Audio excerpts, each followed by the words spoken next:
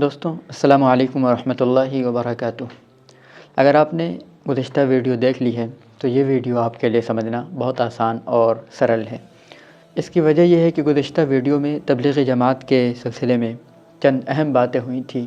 آج کی اس ویڈیو میں اسی تبلیغی جماعت کے سلسلے میں مزید خلاصے ہیں اور یہ باتیں بتائی گئی ہیں کہ کیسے موجودہ تبلیغی جماعت کو ایک کارآمد تحریک بنایا جا سکتا ہے، کیسے اس میں تھوڑی سی تبدیلی کر کے اسے سماج کے لیے، معاشرے کے لیے اور اسلام کے لیے مؤثر بنایا جا سکتا ہے۔ اس لیے آپ سب سے گزارش ہے کہ اس ویڈیو کو بھی مکمل دیکھنے کے بعد ہی تبصرے کریں اور نیز لائک، کامنٹ، شیئر جو آپ کی مرضی ہو کریں۔ تو آئیے آج کی اس ویڈیو کو شروع کرتے ہیں۔ آج سے چند سال قبل ایسے دور میں جب کہ پورا ہندوستان جہالت و خرافات کے دلدل میں پھنسا ہوا تھا، بے شمار اسلامک ریفارمرز اور تھنکرز اس بارے میں سوچ رہے تھے کہ کیسے مسلمانوں کی حالت صحیح ہو، کیسے دوبارہ اسلام کی روح زندہ ہو۔ سب کے سوچنے سمجھنے کا انداز الگ الگ اور جدا جدا تھا۔ سب نے سوچا اور خوب سوچا۔ ان سوچنے والوں میں ایک نام کاندھلہ میں پیدا ہونے والے اس بچے کا بھی شامل تھا جو آگے چل کر بانی تبلیغی جماعت مولانا الیاس احمد کاندھلوی رحمۃ اللہ علیہ کے نام سے مشہور و معروف ہوئے۔ ان کی یہ تحریک پہلے صرف ایک جدوجہد کا آغاز تھا، مگر اللہ رب العزت نے محض اخلاص نیت کی وجہ سے اسے ایک عالمی تحریک بنا دیا۔ آج دنیا کا کوئی حصہ، قریہ، گاؤں ایسا نہیں ہے جہاں اس جماعت کے اثرات نہ مرتب ہوئے ہوں۔ یہ اس بات کی دلیل ہے کہ یہ جماعت لوگوں کے لیے کیسے تریاق اور کیمیا سے کم نہیں، مگر ان سب کے باوجود ہمیں یہ تسلیم کرنا چاہیے کہ ہر جماعت، چاہے اس کا تعلق خالص دین و شریعت سے ہو یا سیاست و سیادت سے، ایک نہ ایک دن ضرور بوسیدہ اور ویری ہو جاتی ہے۔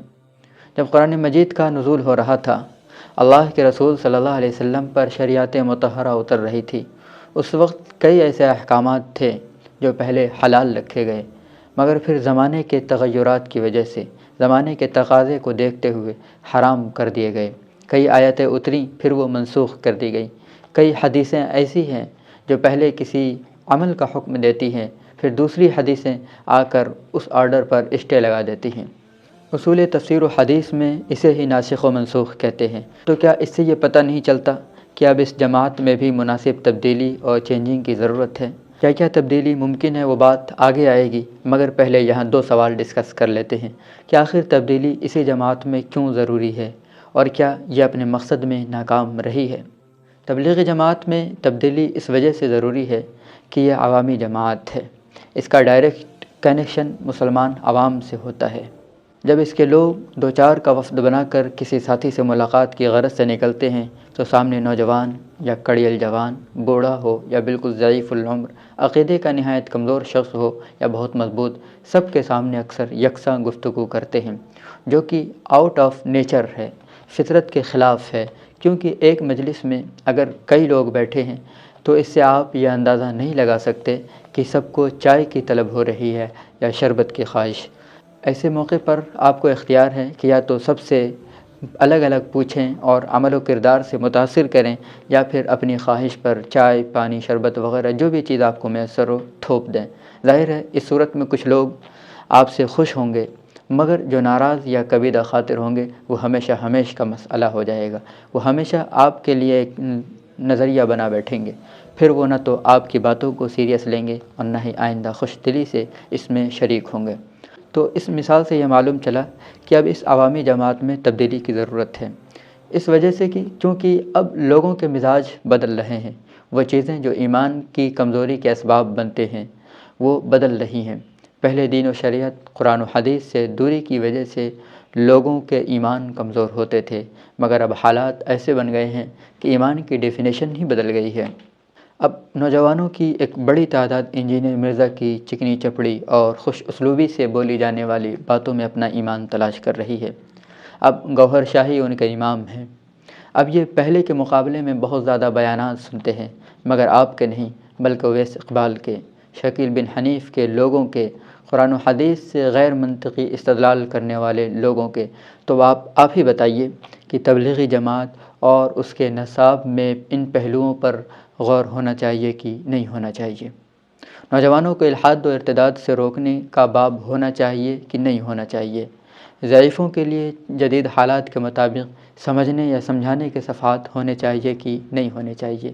اب پرانے طریقے کو چھوڑ کر اس نئے طریقے کو تجربے میں لانا چاہیے کہ نہیں؟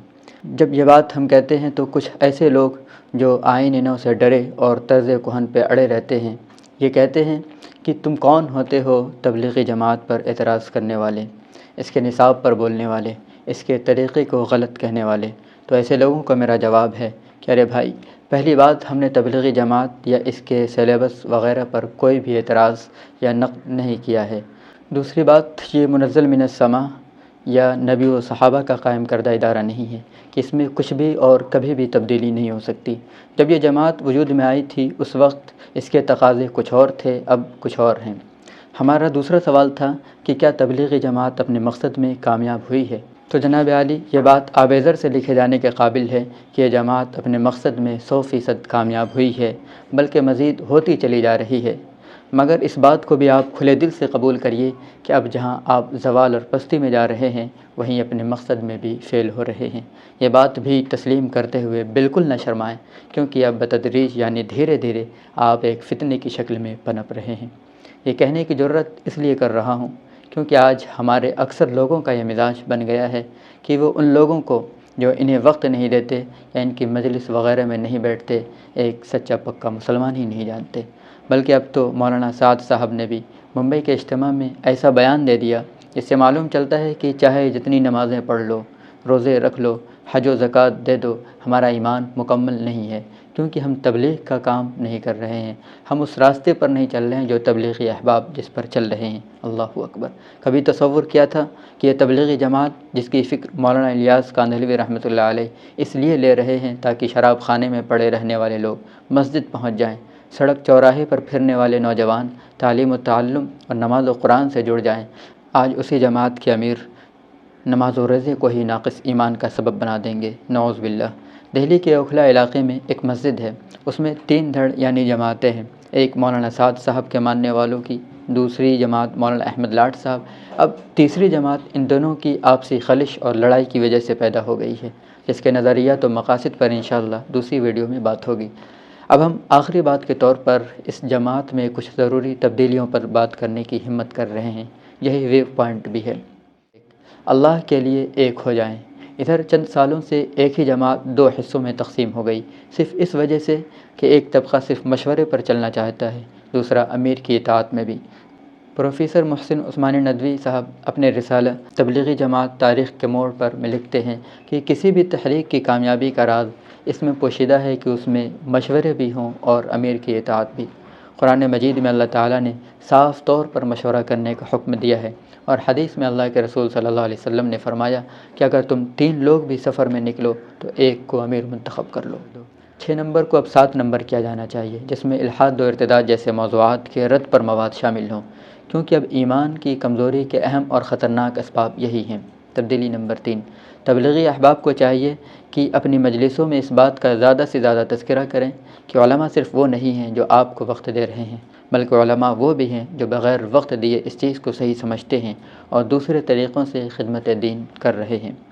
تبدیلی نمبر 4، بچوں، جوانوں، ضعیفوں سب کے لیے الگ الگ یونٹ بنائیں، پھر اسی حساب سے لائحہ عمل طے کریں اور نصاب بنائیں۔ تبدیلی نمبر 5، اپنے آپ کو بلا وجہ فقیر و مسکین ثابت کرنے کی کوشش نہ کریں۔ ہمارے لباس وغیرہ ایسے ہوں کہ لگے کہ ہاں 21ویں صدی میں کوئی ایمان کی کمزوری پر بات کر رہا ہے، ایمان کی مضبوطی کی بات کر رہا ہے، ورنہ بوسیدہ کپڑوں سے نہ زیادہ کچھ اثر ہوتا ہے اور نہ ہی مضبوط بیک گراؤنڈ کے لوگ آپ کو وقت دینا پسند کرتے ہیں۔ اسی طرح اور بھی کئی تبدیلیاں باہم مشورے سے کی جا سکتی ہیں، مگر شرط اول یہ ہے کہ ہم کم از کم اصلاح قبول کرنے والے، سننے والے بنیں اور اپنے ذہن و فکر کو وسیع کریں، تاکہ تنقید کو، اصلاح کو، اعتراض کو ہم زیادہ سے زیادہ قبول کریں۔ امید ہے آپ ان تبدیلیوں کو اور اس ویڈیو میں بیان کی گئی ساری باتوں کو سیریس لیں گے اور مثبت اور اہم سوچیں گے۔ ملتے ہیں پھر کسی اور ویڈیو میں، تب تک کے لیے السلام علیکم ورحمۃ اللہ وبرکاتہ۔